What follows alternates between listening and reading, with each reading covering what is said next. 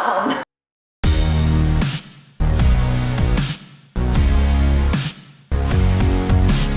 Hey guys, it's Tiffany. Welcome back to my channel, and of course, this is an amazing Taylor Swift video. You know I couldn't pass up making this video, reacting to her Instagram Live she did yesterday, and reacting to the You Need to Calm Down single that she just put out. It was amazing. Her album announcement was amazing, and I am just here to react to everything, give you my thoughts, give you my, insights onto what I think happened with all the clues and what's gonna be going on with her new album and everything like that. And I'm so excited. We've been waiting so long and it's finally here, people. If you haven't already, you can check out my Decoding Taylor Swift's Me music video. I will link it down below and put it up there in the little info bar. But I basically decoded the whole music video for 30 minutes straight, finding all of the clues to try to figure out what the album name was, what the single name was.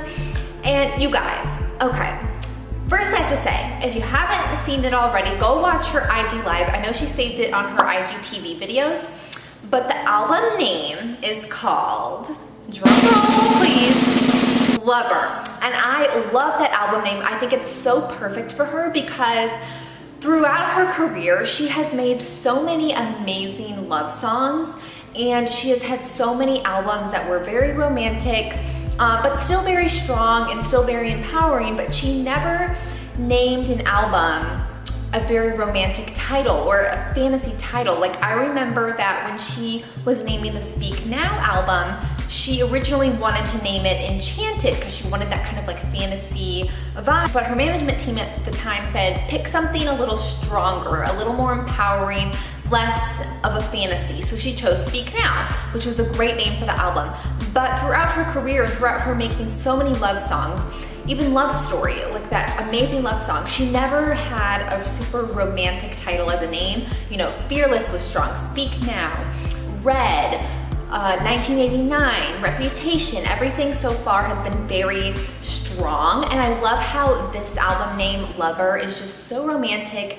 The cover art, everything, the pinks, the pastels, the rainbows, everything is so whimsical. It takes you like to a fantasy mindset, and it's gonna be amazing. She said that this album is going to be very romantic in nature, and she said that that doesn't necessarily mean that every song is gonna be a love song, but that it's gonna have kind of like romantic undertones to it, kind of give you that fantasy feel, and really kind of like entrance you and take you in, which I love. And also, this album is going to be 18 tracks long, which is the longest album she's ever made. I know that on some of her previous like deluxe version of the albums, she had a longer track lists and kind of around that range, but none of her actual albums have ever been 18 songs long. I mean, you think back to Reputation, and we had like, what, 12, 13 songs on there?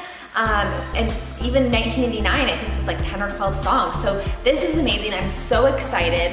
I really can't wait for it, and I just loved her whole Instagram announcement. Her album actually leaked on iTunes like 10-15 minutes before, and I was like, is this real? Is this happening? Like, is this the actual cover art? And it was. And I love how she didn't even address that in her Instagram. She just continued on as planned. Maybe she didn't even know it was leaked at the time. But everything about it was amazing. So it's coming out on August 23rd, which she said was, because it's easy to remember if you add up the number 8, which is the number for August, and 2 plus 3, that equals 13.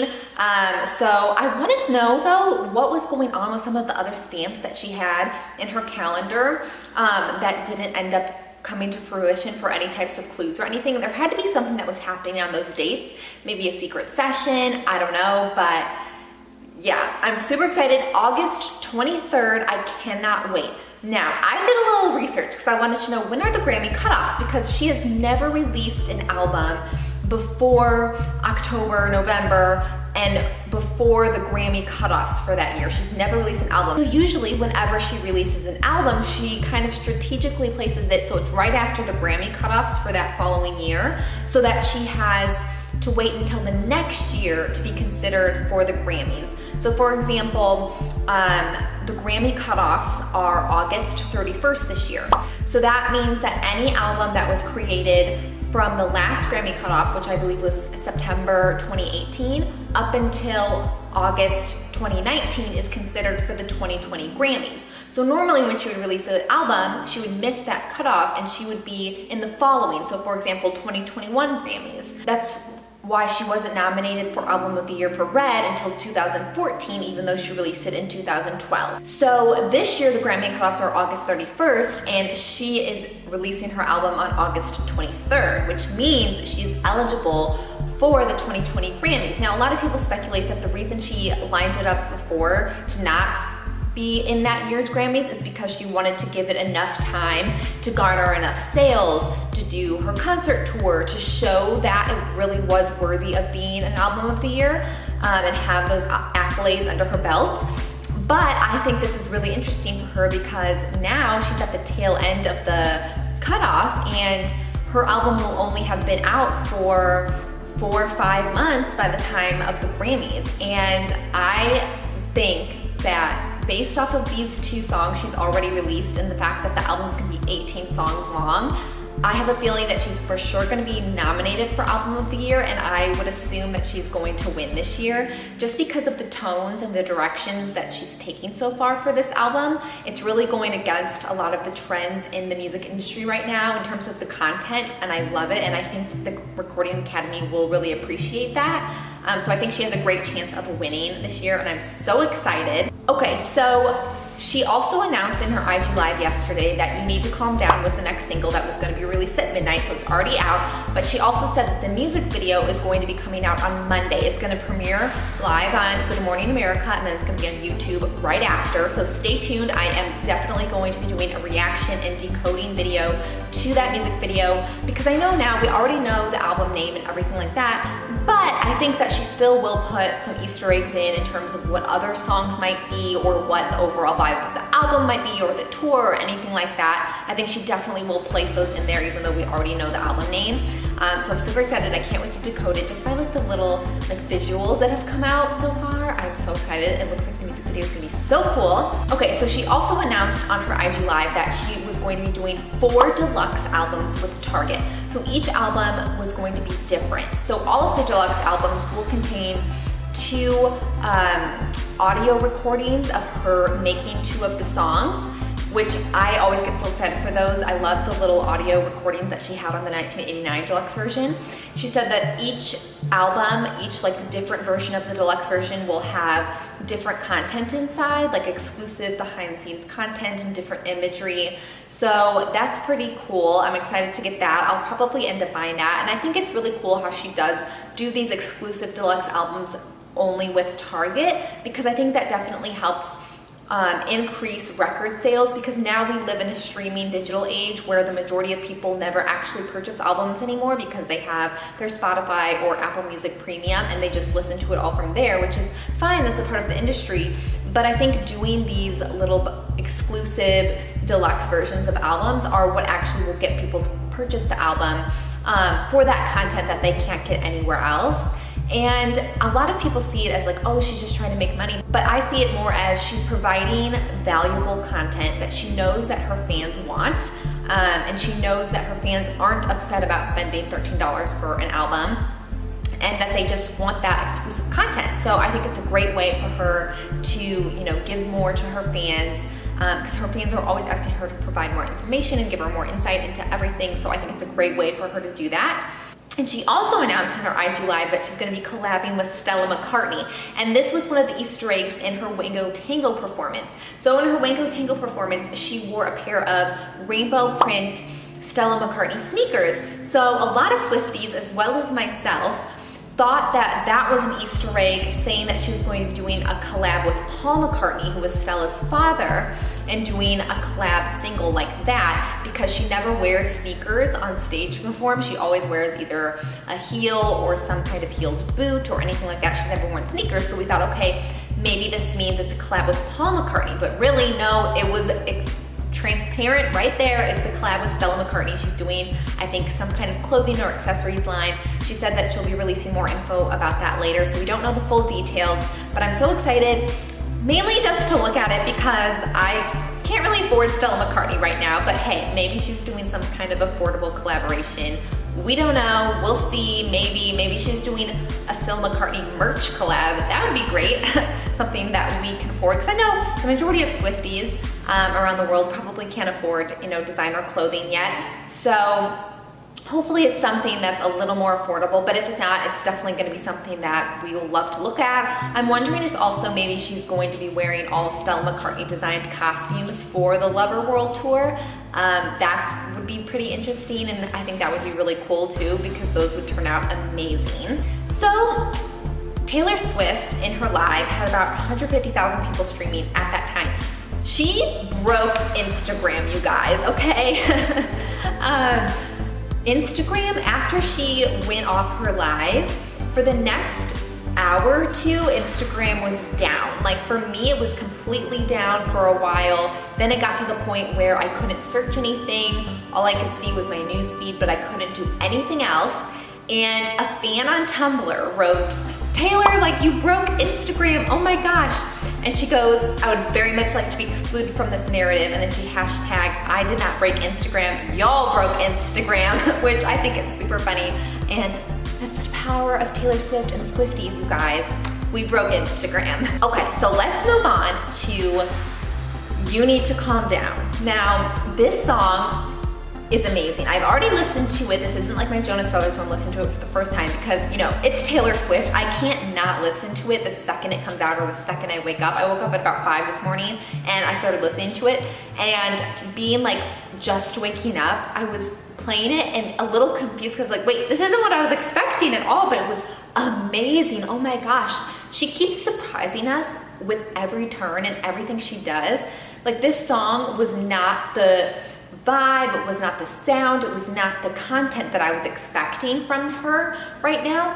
When I first heard the name You Need to Calm Down, I thought that was going to have some sort of reference to people telling her to calm down, like calming down with her, you know, career or her social media presence or her focus on reputation, or, you know, something, especially because in the Me music video when Brandon says you need to calm down in French, it was directed at her. So I thought that reference was going to be something around the media or people telling Taylor Swift to calm down. But I love it even more for the fact that it's telling all of the haters and the trolls of the world to calm down.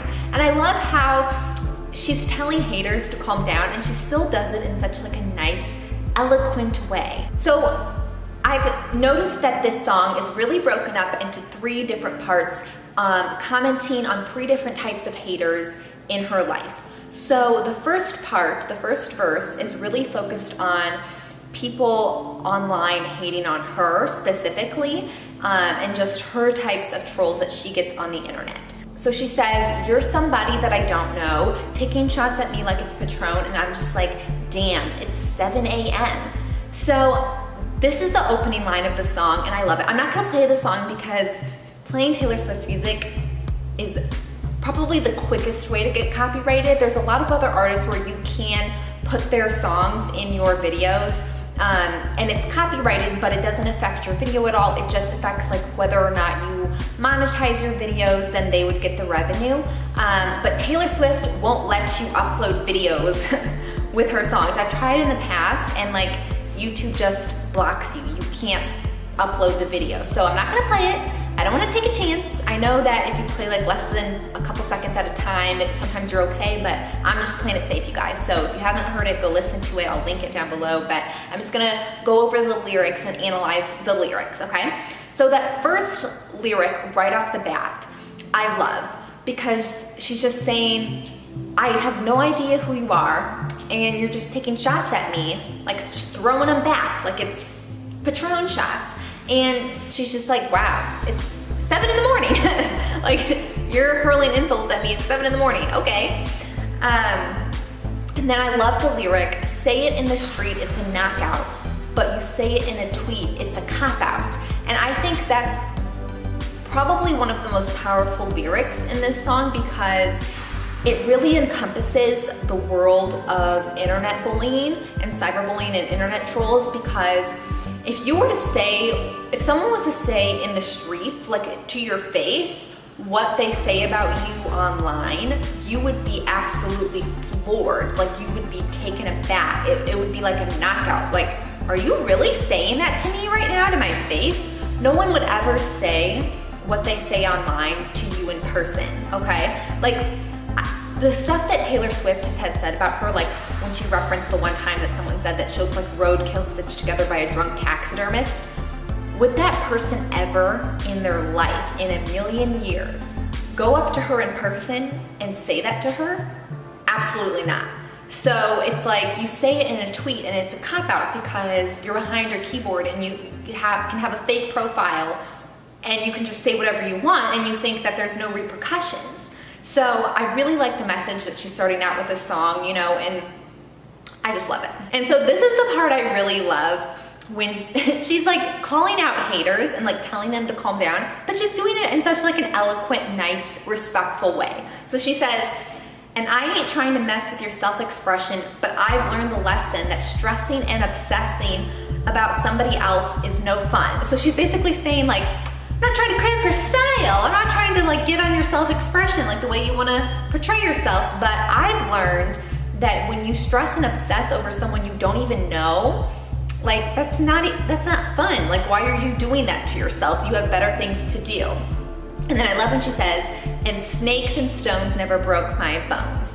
Because obviously the saying is sticks and stones never break my bones, but she said snakes because she was called a snake on social media 3 years ago by Kim Kardashian, one of the biggest celebrities in the world, and then subsequently a huge part of the population in the Twitter community. Everyone was calling her a snake. So I like how she says, snakes and stones never broke my bones. Like, I got through all that. That didn't break me, and here I am, you know?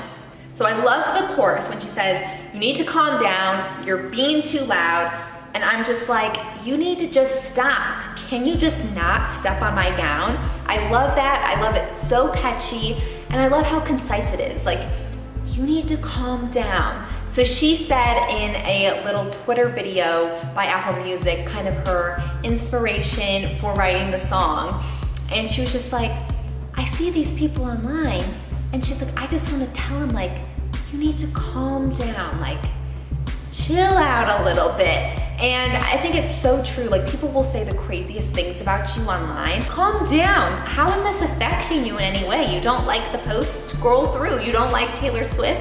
Don't listen to her music. But what is possessing you and holding all this hate in your heart for you to go on your social media account and write hateful, nasty things to someone? It doesn't make any sense to me. So it's just like, you need to calm down. You need to just stop. Can you not step on my gown? Like, can you not rain on my parade? You know, step on my rainbow? Like, get off, like, calm down. It's not affecting you. So I love that. So then the next verse. So I said the first verse is really more about her online haters coming specifically for her. The second verse has to do more with the LGBT community and the hate groups against them. So she says, you're somebody that we don't know, but you're coming at my friends like missiles.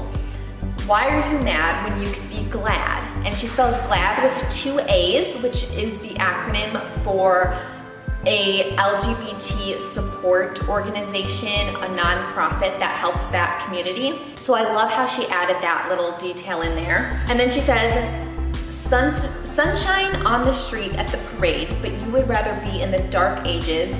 Making that sign must have taken all night. So that's a reference to people who protest outside of gay pride parades with their signs. And she's like, you could be out here enjoying the sunshine, you know, enjoying life, but you're still stuck in the dark ages, and you probably spent all night making that hate sign, you know? And it's like, you could be doing something better with your time. And then I really like this line. You just need to take several seats and then try to restore the peace and control your urges to scream about all the people you hate, which I think is so eloquently written.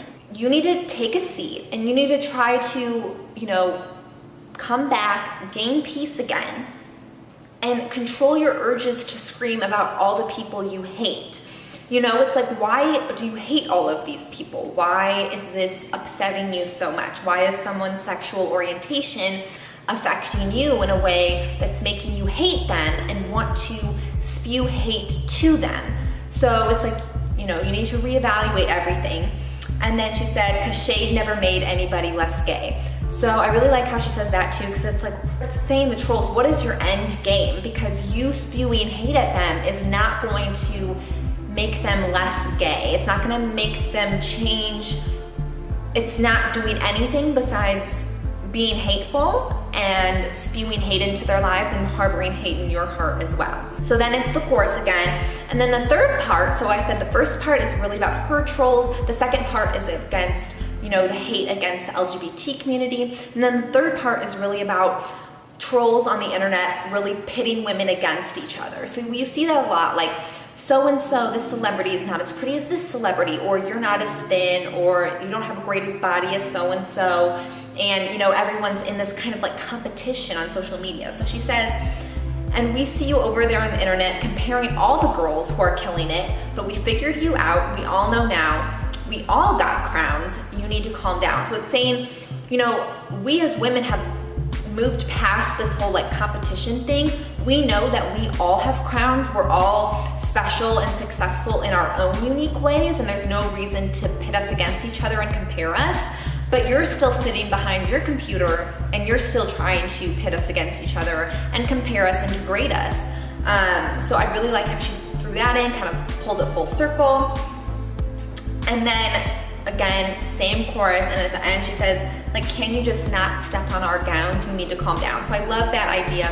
She goes throughout the whole song kind of talking about different types of hate and different types of haters, and really saying like, can you just calm down? Like, can you just move on? And I love the upbeat nature of this too. It's such a fun, boppy song, and it's a song that you want to keep listening to over and over, and it's a song that you want to know the words to and sing to in your car and just blare it out the windows. And so I love how she combined such a poppy, hip, trendy, catchy melody with such an important message. Because it's something that people need to hear. And I think that especially with the younger generation right now, growing up in this social media age where they're exposed to so much hate and so much negativity at such a young age that it's really unavoidable, I think this is such a great message for them that no matter who they are, no matter what stage of their life they're in, that they really can take this in and realize that, you know, haters against them shouldn't affect them in any sort of like terrible way, and they should, you know to shake it off. But then also at the same time, I think it's a great message for people to show like, just stop. Like, I hope that if even a handful of, you know, haters and hateful people, you know, listen to this song and maybe think twice, I think that's a great achievement. I've seen some people online who are actually upset at this song. And I think that if you're upset at this song and you think that this song is anything other than trying to spread positivity and trying to help minimize the hate that goes on in our world and our internet, then I think that you are probably part of the problem and you are part of some sort of troll that is being contained in this song. And you cannot like Taylor Swift, that's totally fine. Everyone likes different music artists. You cannot like the song. You can think that the melody of the song is annoying. That's totally fine. Everyone has different preferences in music. But I think that the vast majority of people would agree that on just a base level, based on the lyrics and based on the message behind the song, that the message is beneficial to our community and our environment, and that it does portray a good message, and that her intentions were good with this song. You know, you don't have to particularly want to listen to the song, but I think that as a general consensus, we can all agree that it was a great message for her to put out for the song. It was a great message, especially in our climate right now. And I think that no matter what your political orientation is, I think that you can agree that, you know, hate is never okay, and it's never okay to try to bring somebody down or spew hate towards them or put out negativity online. And I think this is a meeting ground where we can kind of all come together and just say, like, everyone needs to try to be more positive, and everyone needs to do their part in making sure that, you know, this hate towards everybody and towards people on the internet and, you know, trolling people and cyberbullying people needs to stop, because it definitely is an issue. And, you know, obviously Taylor Swift sees everything under the sun because she's you know, an international superstar. But, you know, everyone from me to kids in high school, middle school, anybody receives cyberbullying online, and it can really break someone. Like, I'm lucky enough to be old enough and educated enough to know that there's no reason to let hate comments get to me. You know, it's just a troll behind their computer. But to someone who's 16 in high school and feels alone and doesn't have any friends and is getting hate spewed to them, like, that could be enough to make them depressed or, you know, even worse, suicidal. So I think that it was a great message for Taylor Swift to put out, and I hope that everyone can really take it to heart. And yeah, I hope you liked the song. I hope you're excited for the Lover album. I know I am, and I can't wait. And stay tuned for my Decoding the You Need to Calm Down music video. The music video will come out Monday, so I'll try to get that video up either Monday or Tuesday. And thank you so much for watching. I hope you enjoyed this video.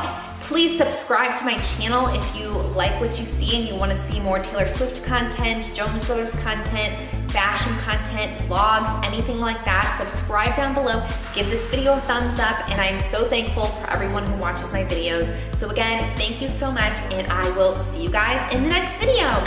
Bye guys.